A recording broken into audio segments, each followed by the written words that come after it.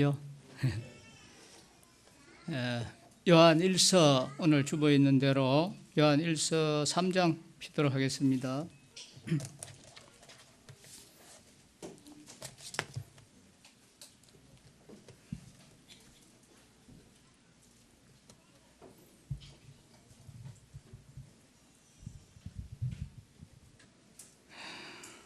(3장) 1절에서 10절까지인데 교독으로 하도록 하겠습니다. 먼저 저부터 읽겠습니다. 보라, 아버지께서 어떠한 사랑을 우리에게 베푸사 하나님의 자녀라 일컬음을 받게 하셨는가. 우리가 그러하도다. 그러므로 세상이 우리를 알지 못함은 그를 알지 못함이라.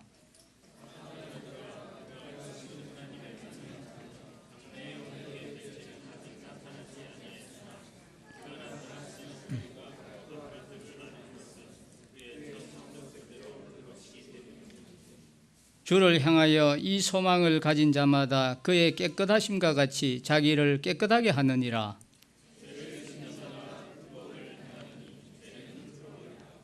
그가 우리 죄를 없애려고 나타나는 것을 너희가 아나니 그에게는 죄가 없느니라.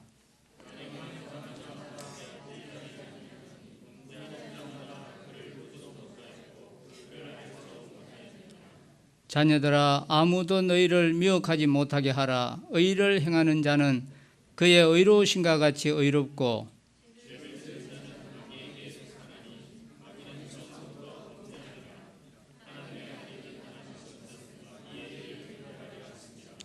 하나님께로부터 난 자마다 죄를 짓지 아니하나니 이는 하나님의 씨가 그의 속에 거하며 그도 범죄하지 못하는 것은 하나님께로부터 났음이라.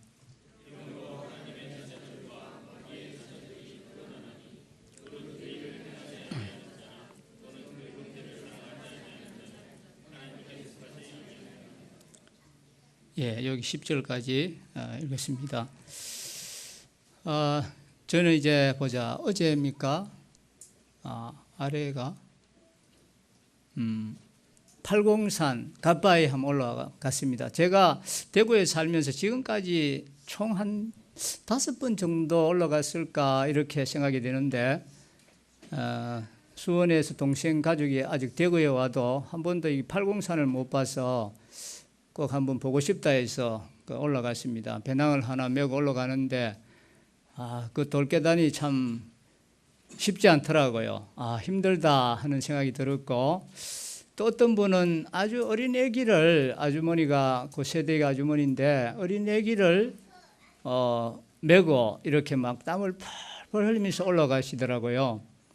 그래서 우리도 힘드는데 저분은 왜 저 어린애를 저렇게 메면서 이렇게 올라가실까? 제 나름대로 추측을 해봤습니다. 그 애가 아마 몸이 많이 어디 아파서 그런지 갓바위 부처님께 올려가서 그 아이를 거기에 이제 보면서 기도를 해서 이 병을 좀 고쳐 달라고 그렇게 올라가시나 그런 생각도 들었고, 또 어떤 분은 또 한 70 정도 되시는 분인데 몸이 좀 안 좋아 보이셔요. 아주 막 힘들어 가지고 이제 정상까지 조금 못 미쳐서까지 왔는데 아주 막 얼굴이 노랗게가 제가 봐도 눈동자를 봤을 때 위험하더라고요. 사고가 날 것 같은 분인데 왜 여기까지 저분이 저렇게 사고 나면 어떡하시려고 여기까지 올라오시나 생각을 했는데 모르겠어요. 그분도 꼭 갓바위 부처님 앞에 얼굴을 대하면서 한번 기도를 드려야 돼서 그런지 모르겠지만 이제 수능 시험들만 남고 해서 많은 사람들이 거기에 와서 이제 절을 하고 기도를 하고 이렇게 하시던데, 그래서 참 그걸 보면서 저희는 그런 생각을 했습니다. 우리가 믿는 하나님, 우리는 참 우리가 너무 편하게 믿구나. 우리는 그런 고행을 그 꼭대기까지 돌계단을 밟아 올라가면서 관절에 무리가 가면서 그렇게 힘들게 우리는 안 올라가도 천지에 충만하신 하나님, 우리가 마음만 있으면 어디에서라도 우리가 예배 드릴 수 있고 한데 참 우리는 은혜를 많이 입었구나. 그러면 우리가 더 또 예배도 열심히 드려야 되겠죠. 그런데 때로는 또 뭐 이런 핑계 저런 핑계 대면서 우리가 예배를 또 소홀히 할 때도 있는데 여러 가지로 좀 생각을 제가 해봤습니다. 이제 본문에 돌아와서 이 요한일서를 이제 계속 공부해 나오고 있는데 1장과 2장은 하나님과의 교제의 관점에서 이 성도의 신앙생활을 다루고 있는데 이제 3장에 와서는 전환점이 되었습니다. 3장 1절부터 이제 4장 6절에서는 하나님의 자녀로서의 성도의 신분과 또 어떠한 생활을 우리가 해야 되는지 이런 부분을 이제 다루고 있는데 좀 더 이제 구체적으로 보면 1절에서는 이제 성도의 신분과 관련해서 이 성도는 하나님의 특별한 사랑과 또 보호 안에서 또 그의 자녀로서 세상과 구별된 그런 자다 하는 것을 1절에서는 말씀해 주고 있고 또 2절에서는 성도의 장래 소망과 관련해서 우리 성도들은 현재 우리가 불신자들과 함께 이 세상에서 섞여 살고 있지만 그러나 그리스도께서 재림하실 때는 그리스도와 같은 그런 몸으로 우리가 영광스러운 몸으로 변화를 입는다 하는 것을 말씀해 주고 있습니다.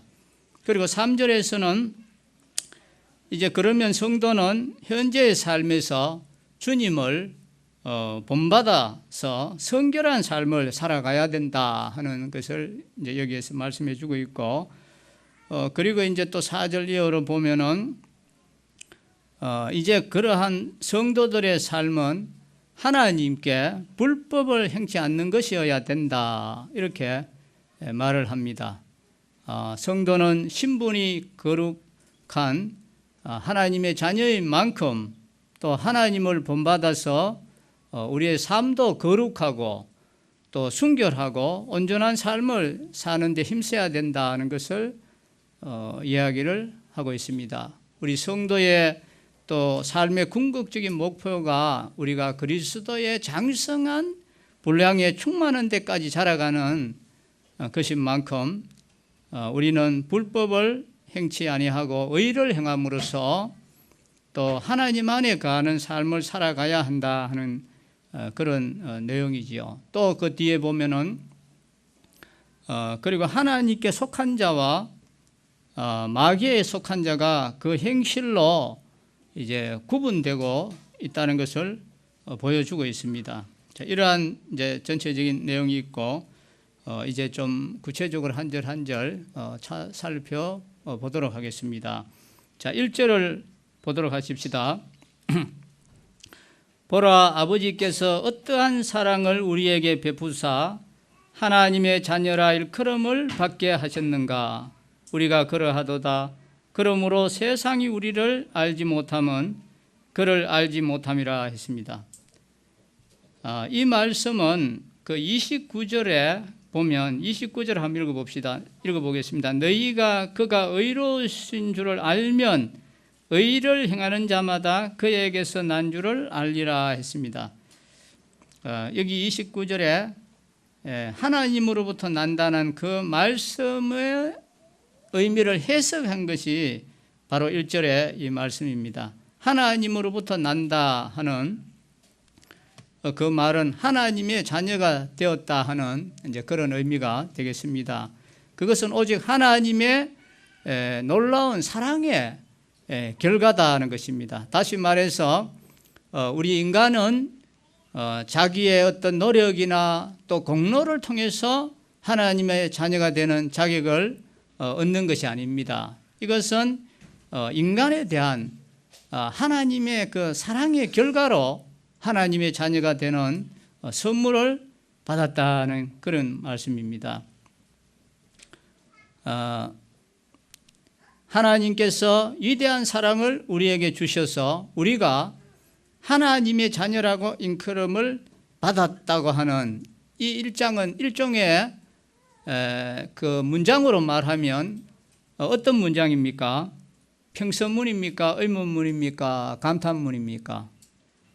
여기는 감탄문이지, 그죠? 보라, 아버지께서 어떠한 사랑을 우리에게 베푸사 하나님의 자녀라 일컬음을 받게 하셨는가? 이 감탄문입니다. 너무나 이 사도 요한은 이 부분이 너무나 감격스러운 거예요. 참 우리는 사도 요한 같은 이런 감격이 우리가 사실 있어야 되는 것입니다.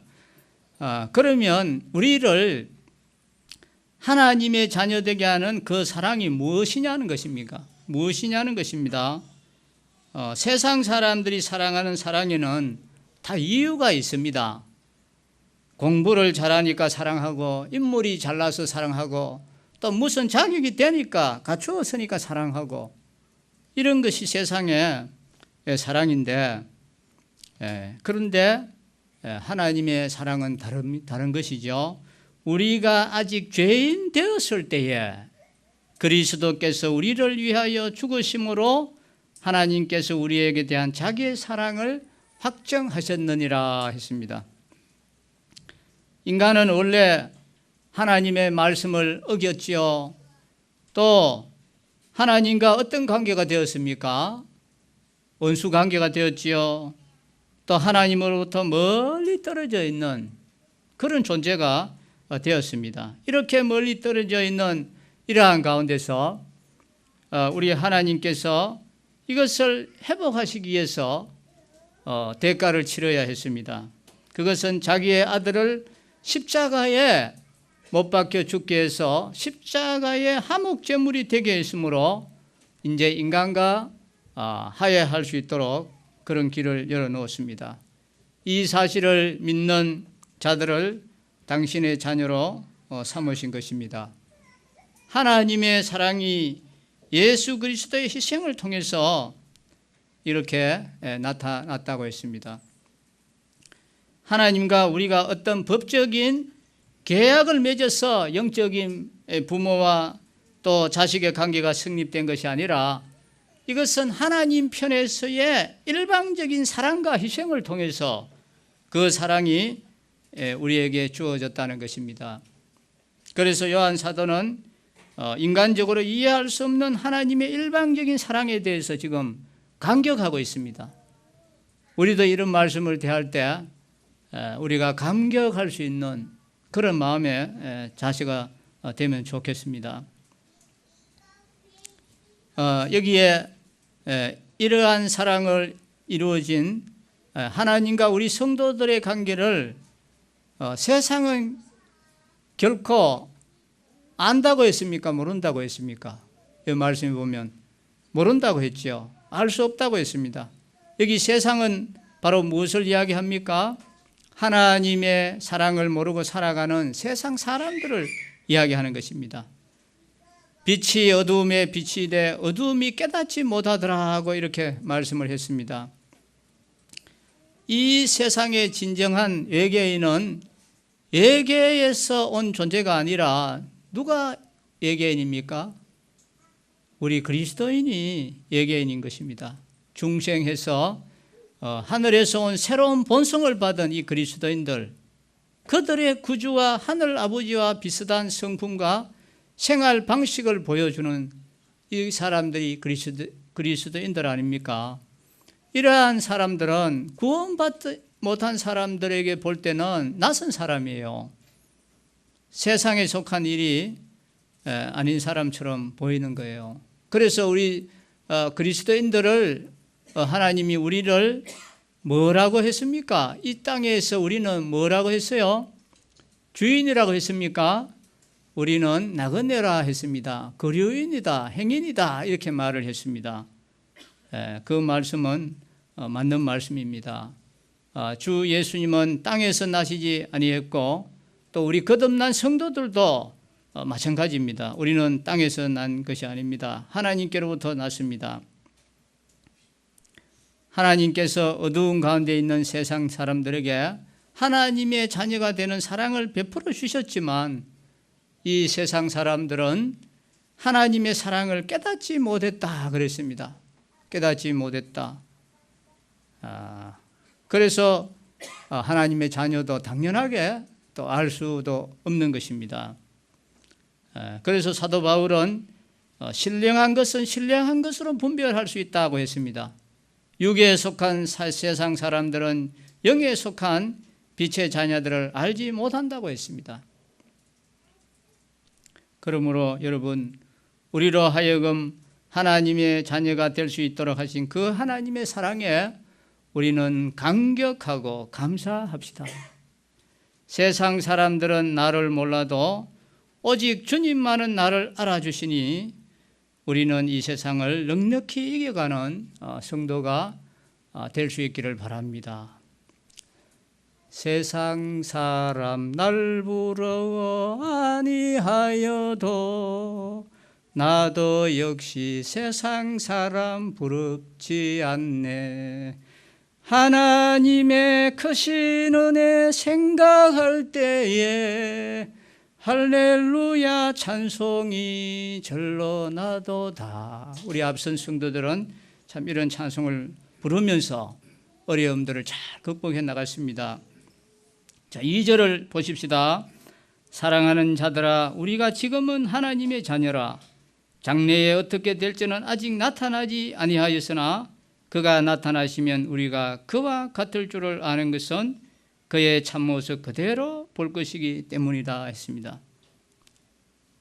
여기서 요한 사도는 성도들의 신분을 지금 이야기하고 있는데 이미와 또 아직 이렇게 이야기하고 있습니다. 이미, 아직. 성도라는 것은 이미 우리가 구원받은 하나님의 자녀로 의인이지요. 그렇지만 아직 완전한 의인은 아니라는 것입니다. 하나님 나라는 예수 그리스도께서 이 땅에 오심으로 이미 하나님 나라는 도래했습니다. 동시에 재림하실 때 완성될 아직 완성되지 않은 나라라는 것입니다. 그렇기 때문에 하나님 나라를 우리는 현재적으로 또 미래적으로 살아가는 그러한 우리는 신분을 가지고 있는 것입니다. 하나님의 오늘 본문의 말씀대로 지금은 하나님의 자녀라. 장래에 어떻게 될지는 아직 나타나지 아니하였으나 이렇게 했습니다. 이런 상태로 우리 성도들은 지금 세상을 살아가고 있습니다. 현재 상태는 영적으로 구원받은 하나님의 자녀의 신분입니다. 하지만 이 육체가 이 세상의 제약 가운데 있으므로 아직은 완전하게 영광에 이르지는 못한 그런 존재로 우리는 살아가고 있는 것입니다.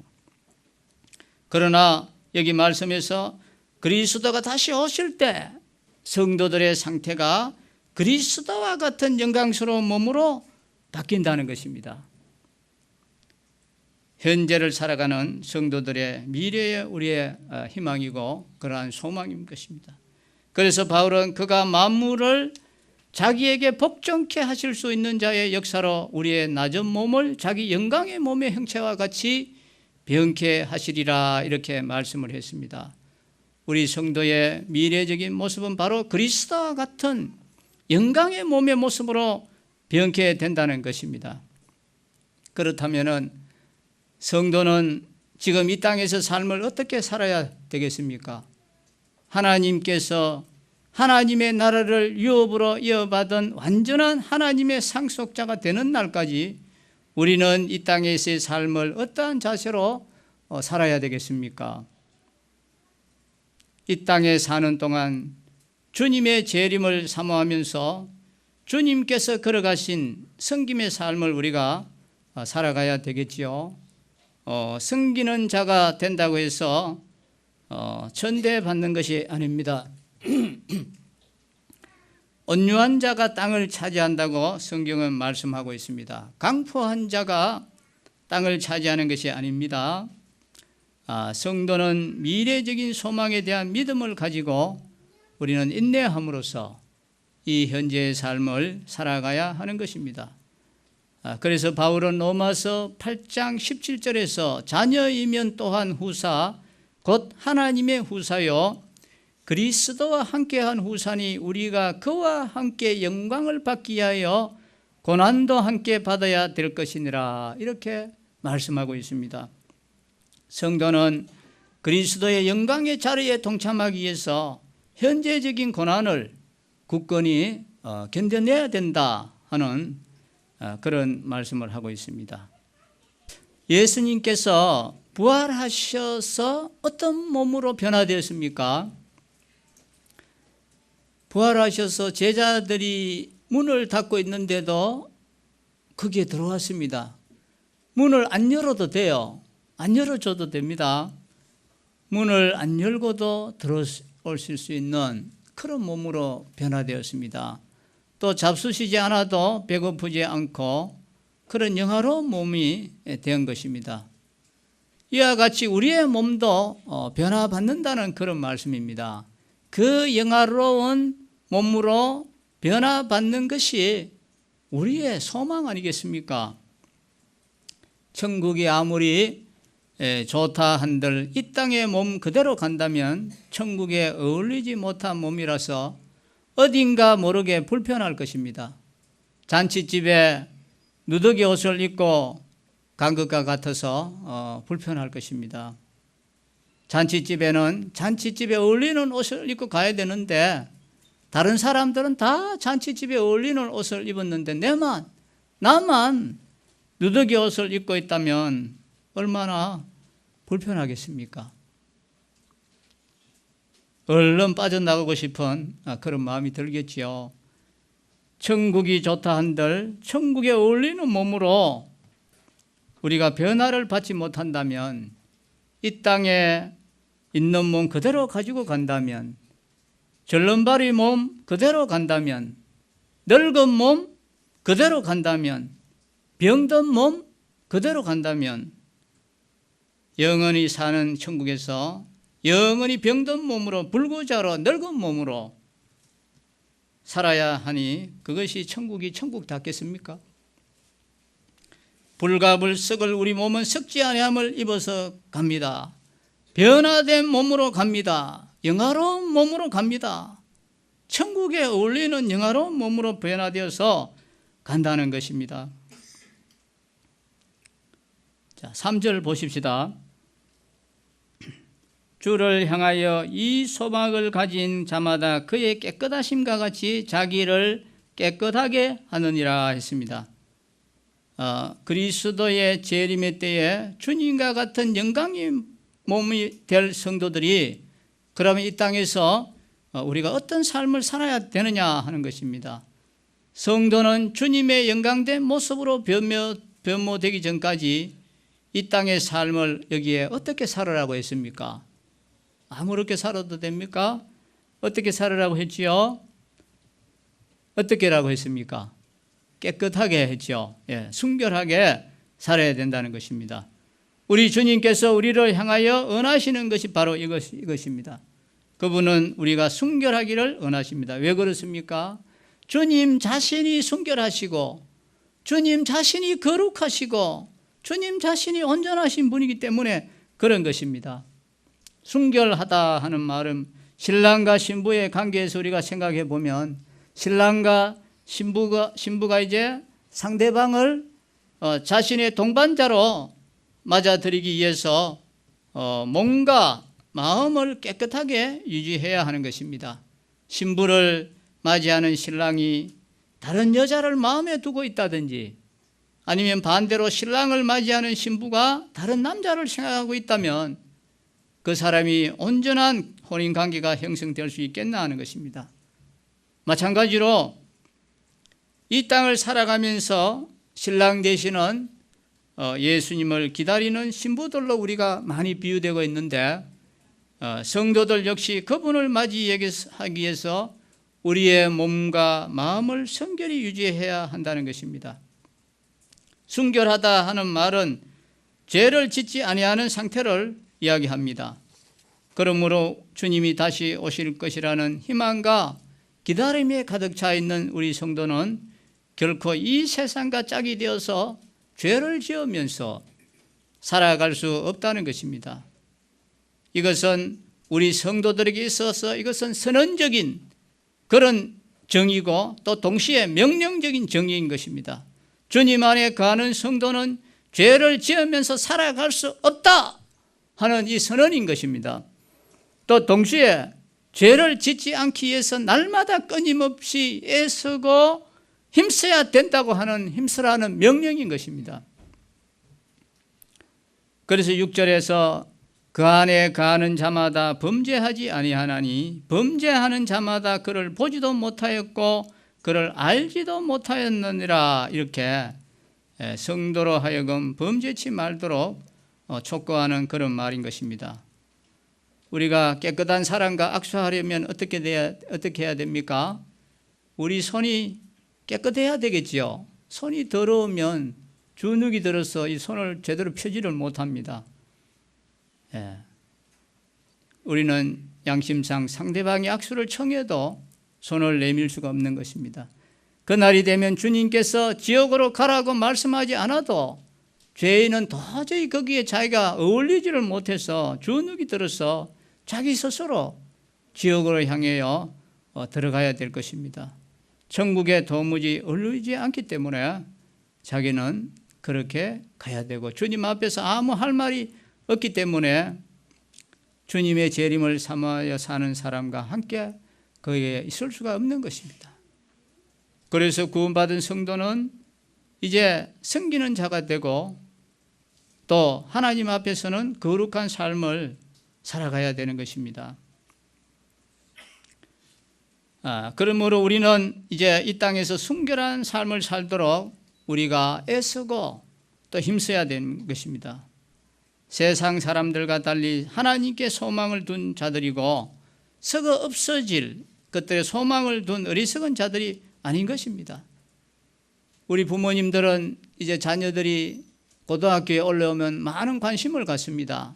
어떻게 해서라도 공부를 잘하고 학원도 열심히 다녀서 이제 목표한 대학에 들어가는 것이 거기에 다 목표고 거기에 다 목숨을 부모들이 걸고 있습니다.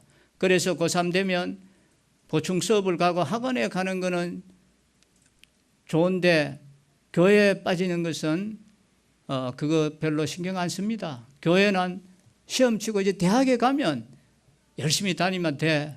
고등학교 때는 학업에 충실해야 돼 하는 그런 부모들이 많습니다. 그래서 열심히 공부해서 이제 서울로 지방의 학생이 대학에 서울로 올라갔습니다. 스카이 대학도 가고 좋은 대학에 들어갔습니다. 그러면 이제 물론 기숙사 생활도 하겠지만 때로는 기숙사가 없으면 자취방을 구해야 됩니다. 자취방에 가면은 우리가 어른들이 알 수 없는 그런 일들이 많이 일어난다고 합니다. 남녀가 같이 그 한 방에서 같이 생활을 하고 같이 거의 사는 학생들도 많다고 하네요. 그러면서 부모가 이제 지방에서 올라온다고 하면 그날에 이제 정리정돈 싹 해가지고 혼자 있는 것처럼 그렇게 하고 부모가 이제 가시고 나면 같이 또 한 방을 쓰고 이렇게 하다가 또 졸업할 때가 되면은 또 서로 헤어지는 경우도 많다고 합니다. 그래서 스카이 대학을 가면 뭐 합니까? 신앙이 무너지면 그 사람은 항폐해야 되는 것입니다. 모든 것이 무너지는데도 우리 부모에게 책임이 많습니다. 학교가 서울대를 못 가면 한 단계 낮춰서 가도 됩니다. 신앙이 우선이고 그렇게 할 때 다 주님이 인도하시고 하실 텐데 우리도 이 세상의 부모와 같은 사고를 많이 그리스도인 부모도 가지고 있기 때문에 오늘날 많은 비극적인 그런 일들이 지금 우리 모임에서도 지금 일어나고 있습니다. 그래서 우리는 순결한 삶을 우리가 살아야 되는 것입니다. 자, 3절을 다시 한번 보겠습니다. 주를 향하여 이 소망을 가진 자마다 그의 깨끗하신과 같이 자기 일을 깨끗하게 하느니라 했습니다. 자, 그러면 우리가 어떻게 거룩해 줄 수 있겠습니까? 거룩해라, 깨끗해라 그렇게 이야기를 했는데 비결이 있어야 되잖아요. 어떻게 하면 될까요? 자, 우리 여기 손을 얹으시고 디모데전서 4장 5절 한번 보겠습니다. 제 책은 340페이지인데 4장 5절 자, 우리 찾았으면 같이 한번 읽어보겠습니다. 4장 5절 시작. 하나님의 말씀과 기도로 거룩하여짐이라 했습니다. 여기 분명히 나와 있습니다. 거룩해질 수 있는 비결을 지금 이야기해 주고 있습니다. 그냥 거룩하라만 이야기한 것이 아니라 그 비결을 가르쳐 준 것입니다. 하나님의 말씀과 기도로 거룩해진다 했습니다. 우리는 하나님 말씀을 꾸준히 읽으셔야 돼요. 이 말씀은 우리의 심령의 거울입니다. 말씀을 가까이 하면서 자신의 부족을 배우고 또 나아갈 길을 교훈을 받고 그렇게 되는 것입니다. 그런데 이 말씀만 읽으면 안 됩니다. 교훈으로 그쳐서는 안 됩니다. 이것을 지킬 힘이 우리가 없는 거예요. 알기는 알겠는데 지킬 힘이 없는 거예요. 이 실천하는 힘이 어디서 나오느냐? 기도에서 나오는 것입니다. 그래서 말씀과 기도로 거룩해진다 했습니다. 아무리 말씀이 은혜가 되고 해도 지킬 힘이 없으면 그 말씀은 공수표가 되는 것입니다. 말씀과 기도는 수레바퀴에 이 수레의 두 바퀴처럼 이 병행을 해서 잘 굴러가야 되는 것입니다. 늘 우리가 말씀을 가까이 하고 또 기도하면서 힘을 얻고 이렇게 할 때 우리가 이 세상을 우리는 넉넉하게 이겨갈 수 있는 것입니다. 자, 5절을 보십시다. 그가 우리 죄를 없애려고 나타나신 것을 너희가 아나니 그에게는 죄가 없느니라 했습니다.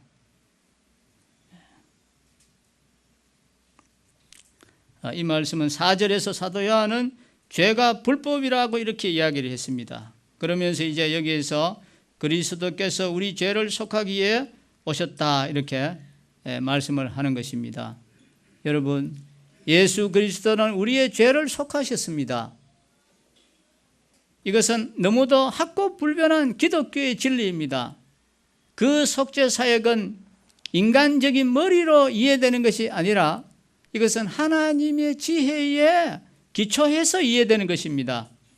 우리는 십자가에 못 박힌 그리스도를 전하니 유대인에게는 그리 끼는 것이요 이방인에게는 미련한 것이로되 오직 부르심을 입은 자들에게는 유대인이나 헬라인이나 그리스도는 하나님의 능력이요 하나님의 지혜라 그랬습니다. 그리고 또 우리는 전도를 해야 돼요. 전도를 할 때 우리의 이 신앙이 힘이 나는 것입니다. 힘이 나고 자라가는 것이에요. 그러니까 한 번은 제가 여기 공원에서 이제 전도를 하고 있는데 전도지를 쭉 이렇게 나누고 있는데 어떤 노인이 한 70대 노인이 저를 부르는 거예요. 아, 그거 뭐 합니까? 하면서 이리 와 보세요. 그런 거예요. 그래서 제가 이제 갔습니다. 그러니까 이제 이분이 하는 이야기가 뭐 일본 사람이 어떤 책을 하나 썼는데 그러면서 그 무슨 책 내용을 저한테 쭉 이야기를 하는 거예요. 그래 가만히 들어보니까 결국은 이분이 하는 말이 좀 기독교를 비꼬는 이제 그런 이야기를 하는 거예요. 이 사람이 그분이 그런 책을 썼는데 뭐 기독교를 비판하고 뭐 이제 좀 그런 비꼬는 말을 딱 하는 거라요. 그래서 제가 듣고 제가 이제 질문을 했어요. 자, 어르신, 저 하늘에 저 태양을 한번 보십시오. 저 태양은 저절로 생겼습니까? 누가 창조했습니까? 하니까 그거는 당연하게 자연적으로 생겼지 이렇게 말씀하시는 거예요. 그래서 제가 어르신, 이게 태양이 자연적으로 생겼는데 그러면 가만히 있어야 되는데 지금도 움직이고 있잖아요. 아침에 해가 떠가지고 정오에 이제 중천에 떠 있다가 지금 조금씩 기울어져 가고 있는데 내일도 또 뜨고 올라오는데 저게 어떻게 저절로 될 수 있을까요? 이렇게 하니까 이분이 가만히 좀 생각을 하더라고요. 전혀 그런 생각을 안 해보다가 제가 그런 말을 할 때 좀 생각을 해보면서 그래서 이제 저는 그게 잘 안 믿어진다 이렇게 이제 이야기를 하시던데 그러면서 이제 돌아왔습니다. 그래서 이 전도라는 것은 어떻게 보면 뭐 이게 논리적으로 맞고 이해되고 그런 게 아닙니다. 절대 그래 하면 못 믿습니다. 하나님은 그런 방법을 안 썼습니다. 전도에 미련한 것은 이게 정말 미련한 거예요. 너무나도 안 맞는, 그 사람들이 볼 때는 논리도 안 맞고 이해 안 되는 그런 것들이지만, 전도라는 것은 이런 미련한 것들을 통해서 이런 방법으로 이제 한다 하는 것입니다. 그래서 믿을 때 그 비밀의 진리가 그때 이해가 되지, 이해돼 가지고 되도록 하나님은 그렇게 안 해놨습니다. 하나님의 지혜는 놀라운 분이고 창조주이시기 때문에 우리 인간이 이해되도록 그런 방법을 안 했고, 믿고 나면 이해되도록 이 순서가 이런 순서가 되어 있습니다. 그런데 사람들은 이 순서를 잘 몰라요. 그렇다 보니까 많은 오해도 하고 그렇게 하는데, 자, 이제 6절을 보십시다. 그 안에 거하는 자마다 범죄하지 아니하나니 범죄하는 자마다 그를 보지도 못하였고 그를 알지도 못하였느니라 했습니다. 여기 범죄하다는 말은 헬라어로 하마르타네이라는 그런 뜻입니다. 하마르타네이 하는 이 말은 헬라어의 그 현재형으로 그 특성상 상습적으로 죄를 계속해서 반복하여서 죄를 짓는 이 이야기인 것입니다. 그리스도 안에 거하는 자는 범죄하지 않는다 이렇게 말씀을 했는데, 그것이 우리에게 주는 교훈이 뭡니까? 실제 우리의 삶에 우리는 죄를 안 짓고 삽니까? 전혀 죄 안 짓고 살 수 있습니까? 그렇지 않지요. 우리는 믿고도 얼마나 실수하고 또 죄를 지을 때도 있고 넘어질 때도 있고 그러할 때도 많습니다. 그런데 여기서 죄를 짓는다는 것은 그 말이 아니라 성도가 죄를 계속적으로 상습적으로 죄를 짓는 이런 사람을 이야기하는 것입니다. 반복적으로 죄를 지어서는 안 된다는 것입니다. 그래서 회개가 뭡니까? 회개하라 천국이 가까이 왔느니라 했는데, 이 회개가 무엇입니까? 회개라는 것은 우리가 이제 자기가 지은 죄에 대해서 하나님께 용서를 구하고, 이 용서를 구하는 거기에서 그치면 안 되는 겁니다. 용서를 구하고 다시는 그 죄를 짓지 않겠다고 하는 그런 의미가, 이게 회개예요. 그냥 뭐 말만 가지고 계속 회개합니다, 용서를 구합니다, 그런 게 아니에요. 그렇게 하면서 다시는 이제 그 죄를 짓지 않겠다고 하는, 이게 진정한 회개라는 것입니다. 우리가 상습적으로 죄를 짓고 반복적으로 죄를 짓는다면 우리는 하나님과의 관계에서 그리스도가 우리의 주인이 될 수가 없는 것입니다. 죄를 지으면서도 회개할 마음이 없다면은, 또 계속해서 죄를 짓고 있다면은, 그러면서도 마음에 전혀 가책을 못 느끼는 사람은, 그런 사람은 바로 거듭나지 못했다는 것입니다. 죄를 지어도 전혀 양심의 가책을 못 느끼고 죄를 계속 짓는다면 주님이 여기에서 그런 사람은 거듭나지 못했다 하는 그 이야기를 여기서 하고 있는 것입니다. 자, 7절을 보십시다. 자녀들아, 아무도 너희를 미혹하지 못하게 하라. 의를 행하는 자는 그의 의로우신가 같이 의롭고 했습니다.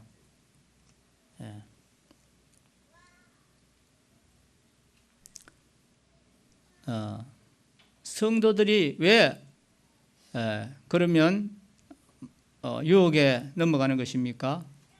왜 유혹에 넘어가는 것입니까? 세상이 우리의 눈으로 볼 때도 아주 그럴듯하게 보이기 때문에 그렇습니다. 세상이 뭐 더럽고 매력이 없으면 거기 왜 가겠어요?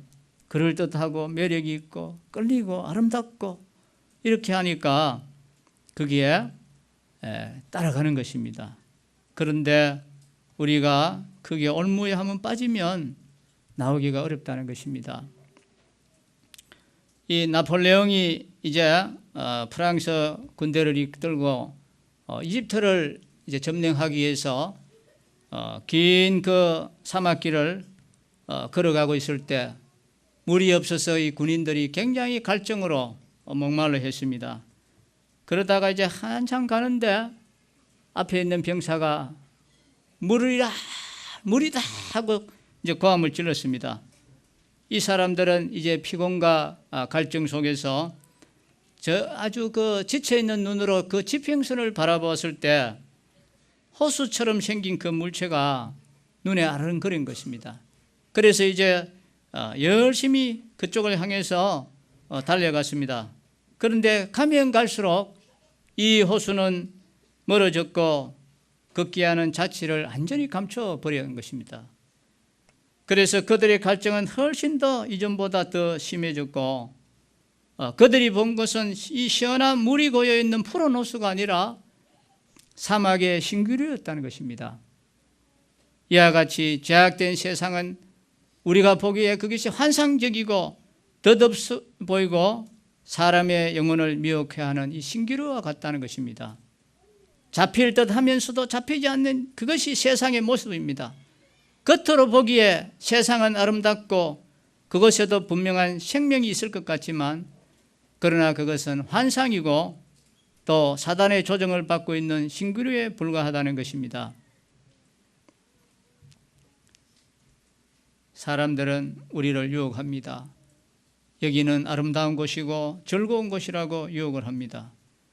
겉으로 볼 때는 그럴듯하게 보여도 거기에는 진리가 없는 것입니다. 세상이 주는 쾌락 뒤에는 하나님의 심판과 고통만이 기다리고 있다는 것입니다. 그래서 성도는 예수님께서 내가 세상에 속하지 아니함 같이 저희도 세상에 속하지 아니하삼나이다 이렇게 말씀을 했습니다. 8절을 보십시다. 8절에 죄를 짓는 자는 마귀에게 속하나니 마귀는 처음부터 범죄함이라. 하나님의 아들이 나타나신 것은 마귀의 일을 멸하려 하심이라 했습니다. 그리스도가 이 땅에 오신 것은 이 마귀의 일을 멸하기 위해서 오셨다고 했습니다. 예수님께서 오셔서 뭐라고 했습니까? 때가 찼고 하나님 나라가 가까이 왔다. 회개하고 복음을 믿으라 그랬습니다. 세례 요한도 그렇게 외쳤습니다. 예수 그리스도께서 하나님의 나라를 이 땅으로 가져오시는 그러한 분이었습니다. 세상에 공중권세 잡고 있는 이 사단의 세력을 물리치시고 또 하나님 나라를 이 땅에 도래케 하시는 분이 바로 그리스도이신 것입니다. 우리 주님께서 공생의 기간 동안 어떤 일을 하셨습니까? 마귀를 쫓아내 주시고 병든 자를 고쳐주시고 즉 사단의 세력을 쫓아내는 그런 일을 하셨습니다. 예수 그리스도께서 이 사단과의 전쟁에서 이길 수 있었던 것은 어떻게 해서 이길 수 있었습니까? 보통 사람은 사단의 싸움에서 이길 수 있겠습니까? 이길 수 없습니다. 우리 예수님은 바로 하나님의 아들이시기 때문에 이기신 것입니다. 이분은 죄를 사하는 권세가 있는 것입니다. 중풍병자에게 소자야 내 죄사함을 받았느니라 그랬습니다. 인자는 죄를 사하는 권세가 가지고 있다 했습니다. 영접하는 자, 곧 그 이름을 믿는 자들에게는 하나님의 자녀가 되는 권세를 주셨으니 이처럼 예수 그리스도를 믿음으로 마귀의 자녀에서 하나님의 자녀가 되는 그런 권세를 주셨다고 했습니다.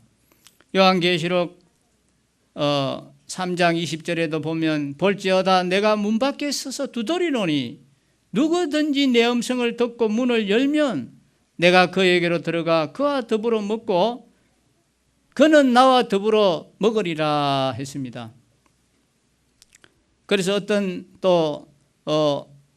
어떤 분은 이렇게 이야기했습니다. 우리 각 사람은 자기 자신의 마음의 집을 지배하는 주인이다 했습니다.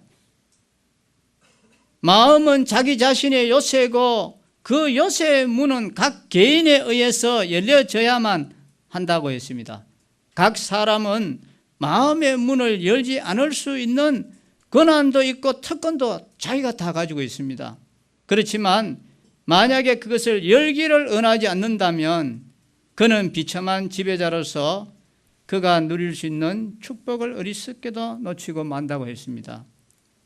아직도 하나님의 자녀가 되지 못하고 마귀의 자녀로 머물러 있는 사람이 있습니까? 하나님 때문이라고 핑계하지 마시기 바랍니다. 누구 때문이라고 핑계하지 마시기 바랍니다. 문제는 내 때문입니다. 내가 문을 안 열어줘서 그런 것입니다. 내가 영접 왔는데 주님이 지금도 문 밖에서 노크를 하고 두드리고 계시는데 내가 문을 안 열어주고 있는데 주님이 문을 발로 차고 부수면서 들어오시게 그런 분이십니까? 우리 주님은 그런 분이 아니십니다. 인격자이신 분이시죠.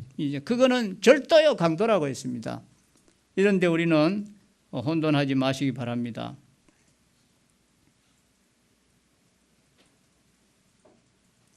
자, 9절 보십시다. 하나님께로서부터 난 자마다 죄를 짓지 아니하나니 이는 하나님의 씨가 그의 속에 거하며 그도 범죄하지 못하는 것은 하나님께로부터 났음이라 했습니다.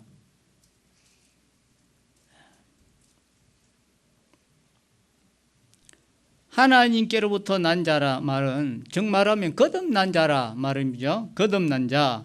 요한복음 3장 3절에는 사람이 거듭나지 않으면 하나님 나라를 볼 수 없다 이렇게 말씀했고, 또 5절에서는 물과 성령으로 거듭나는 것이 하나님의 나라로 들어가는 필수 조건이다 이렇게 말씀을 했습니다.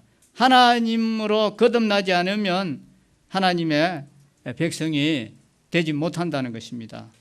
미국 닉슨 대통령의 특별 보좌관으로서 닉슨의 두터운 신임을 받았던 찰스 콜슨 박사라는 분이 있었는데, 이분은 워터게이트 사건의 주범으로 몰려서 투옥이 되었고, 그는 이제 추록 후에 이런 간증을 했습니다. 나는 4년 동안 매일 아침 닉슨 대통령을 중심으로 12명의 참모들이 모여서 세계를 요리한다는 자부심에서 열띤 회의를 가졌는데, 돌이켜보니까 세계는 변한 것이 없고 내 자신이 그리스도 예수 안에서 거듭났다는 사실보다 더 중요한 사건은 일어나지 않았다, 이런 고백을 했습니다. 어떤 정책이나 철학, 폭력 이러한 것으로는 인간을 변화시킬 수 없는 것입니다. 오직 그리스도 예수의 복음만이 인간을 변화시키는 위대한 힘을 가지고 있다는 것을 우리가 알 수 있습니다. 그래서 이분은 많은 그 보수의 유혹에도 뿌리치고 한평생을 이 감옥 전도에 전 생애를 바치면서 그렇게 했다고 합니다. 전기가 들어오는 곳에는 불이 켜지고 모타가 돌아가듯이 예수 그리스도의 이 보혈의 공로가 미치는 곳에는 죽었던 심령이 소생하고 기쁨과 평안의 열매를 맺게 하는 것입니다. 이것은 하나님으로부터 거듭난 자만이 이렇게 될 수가 있는 것입니다.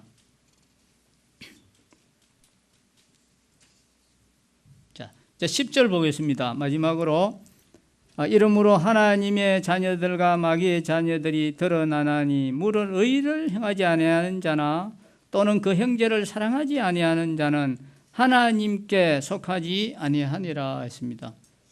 여기 하나님의 자녀하고 마귀의 자녀를 이제 구분하는 것을 이야기하고 있습니다.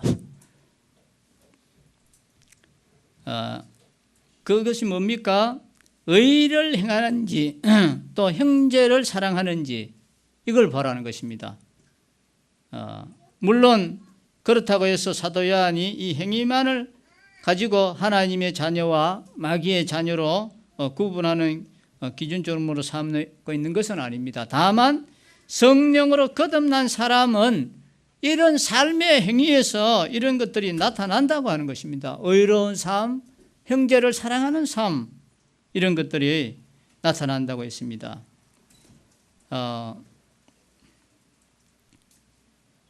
세상에는 의를 행하는 사람을 오늘날 찾아보기가 힘듭니다.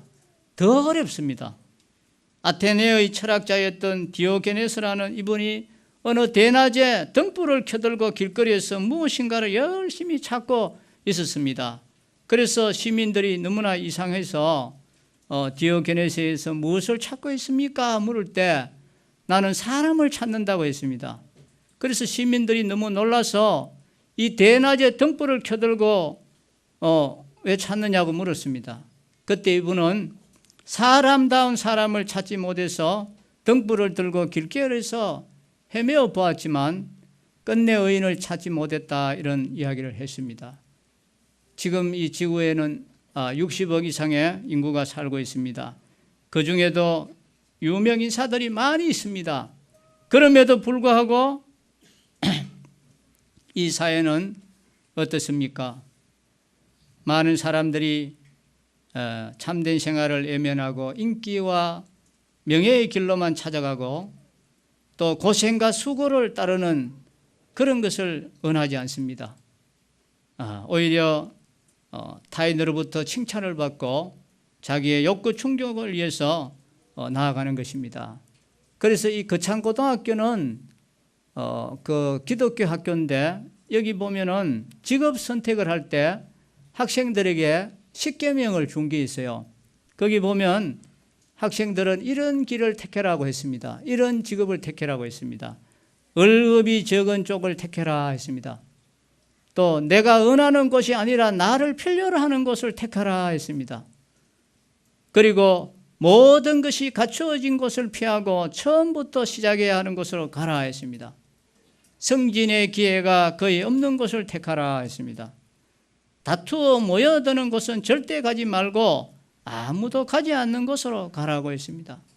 장래성이 전혀 없다고 생각되는 곳으로 가라 했습니다. 참 너무나 안 맞지요. 너무나 바보 같은 그런 소리로 들릴지 모르지만 그러나 이것은 우리 주님께서 우리에게 은하시는 그런 말씀인 것입니다.